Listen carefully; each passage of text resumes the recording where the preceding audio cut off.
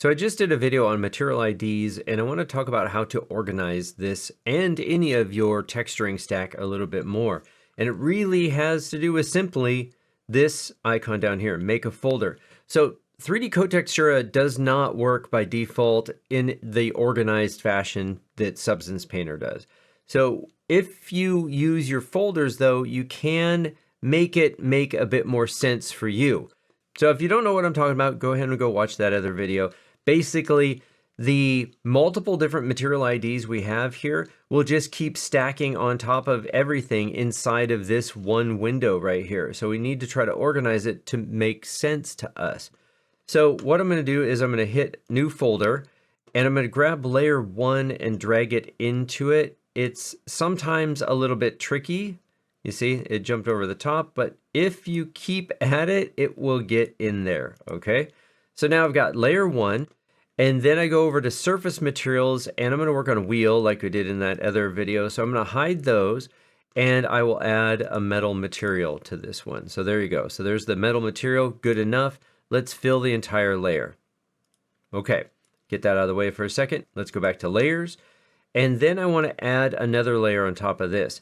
So if I hit this, I have layer 6 right there, and make sure you close the folder every so often just to make sure that it actually went where you believe that it went. I'm going to double click on that and change it to M_wheel. I'm going to go to layer 6 now.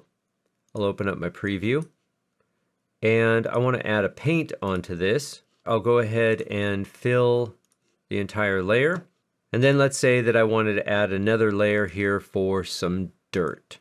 So I'll pick this one right here, open up material preview, take a look at that. It really doesn't change too much. There you go, that one's pretty dirty. We'll go ahead and fill the entire layer with that. And that up here. And then if I wanted to, I could go here and maybe do a color burn on that, get it a little bit more interesting looking. And then I could call that done. So I can close that folder up now. And now I'll make a new folder, double click on this one, and I'll make that the trim.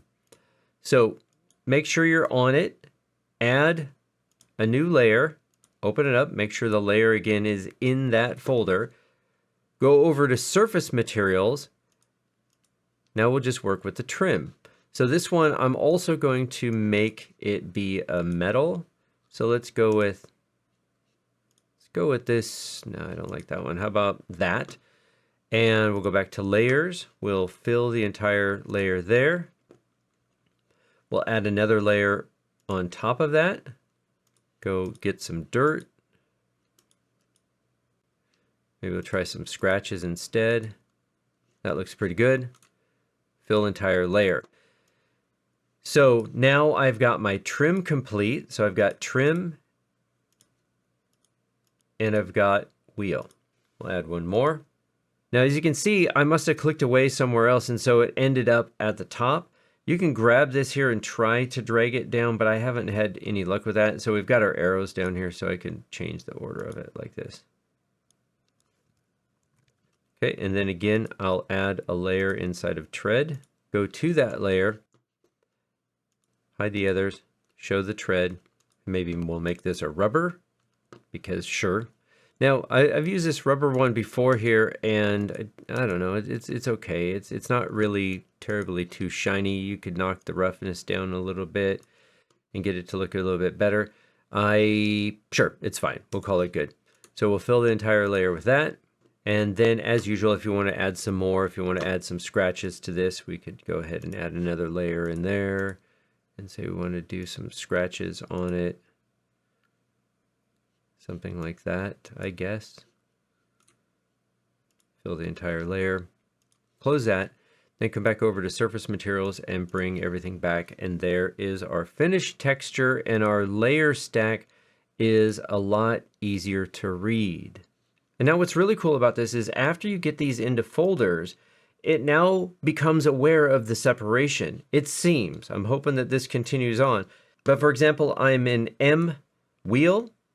I can just click on the folder, it will add a new layer to the top of that stack, and then I can go choose, how about let's go with something that's pretty bright here. So pick this blue, and look at this. As I roll this around, the tread and the trim are not being affected any longer by this material, which is fabulous. So once I get these in here, I don't have to keep coming back here to hide the different material IDs. So then I can apply this to the entire layer, hit OK, and now I've got blue, but as I said, it's not affecting the tread or the trim. So I really hope this helps you out. This is a great program, I want to say.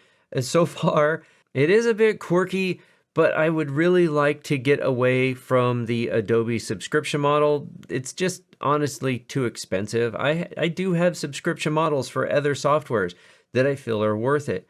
I am really happy that we have this as an alternative. The documentation is just a little bit sparse. So again, hope this helps more as I figure it out.